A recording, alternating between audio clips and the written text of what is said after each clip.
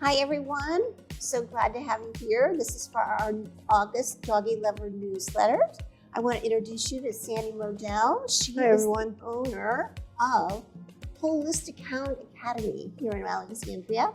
You know, I've heard about you for so long, Sandy, and this is our first time to get to talk about your philosophy, your academy, and your whole way of doing dog training. So why don't you tell us a little bit about that? Okay, I hope what you heard was good. Totally good, always. So I've been teaching people how to train their dogs for about 25 years now overall, and I got to a point where I felt like it was important for Alexandria to have a training center where people and dogs could come and learn and use positive reinforcement training. It is the best way to train dogs. It's the most humane way. And we want to spread the word, and we want to show people how positive training really helps with having a dog that's a joy to live with, both in your home and in your neighborhood. Well, that's great.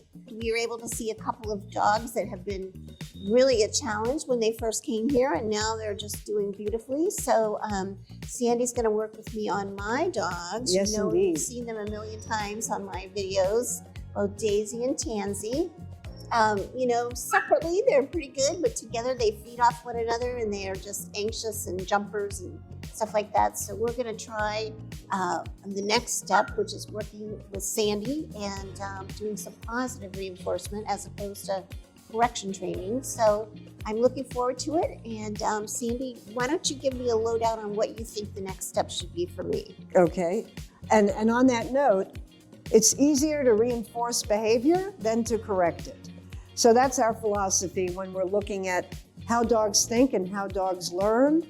They could actually learn how to interact within the human home by making their choices for good behavior. And so that's what we teach. We teach dogs how to make the right behavior choices, as opposed to waiting for the dog to do something bad and then jerking them or shocking them. Yes. There's no need for any of those aversive tools or techniques. We don't use them here. We don't recommend that you use them. And so, since you've been through that already, one of the first things we would do is build a foundation of good behavior for calmness, for focus and attention on you instead of the environment. And we want to build connection for walking with you. So dogs are very connected to the environment. And if we don't do anything about that, they pull, they bark, they lunge, they get up on their hind feet, and their arousal, a lot of this is about arousal. And a lot of dogs are bred for hunting, working dogs, and so it's very ingrained in their DNA that when they see a squirrel, they need to chase it. Yeah. Or they see another dog, they need to bark at it, because that's what they were trained to do. Guard dogs, German Shepherds, Doberman Pinschers, other breeds. So that's the first thing we want to do, is build a calm, focused foundation of behavior so that we can start working on the behaviors that you want. Because you can command, we used to call it commands. We don't use the word command. We do not use the word commands here. We use cues and signals.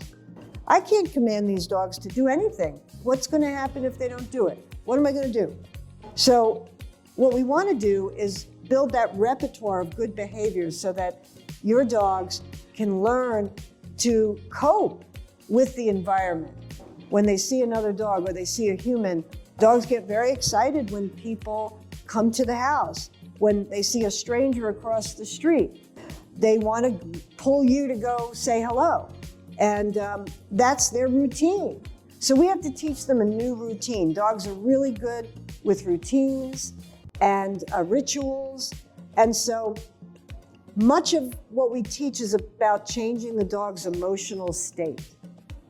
So getting back to, it's not about commanding a dog to do something or we teach sitting down and we teach all the foundation skills. But to make a dog be reliable, to have a dog that's reliable with those behaviors, we've got to look at the dog's emotional state and change it from, dogs can be very pessimistic. You know, they walk into a new environment. It's like, oh my God, I'm in a new environment. What's this? Who's that? What's going to happen? We want dogs to come into a new environment and go, oh, a new room. It's okay. Or they see a dog. Oh, it's just a dog. So that's what we work on, the dog's emotional state and teaching the dog new and good behaviors and behaviors that they can rely on in their world in the human world as they interact with people and see or interact with other animals as well. Well, good. Well, I'm looking forward to that. I'm looking forward to it too. Me I can't wait.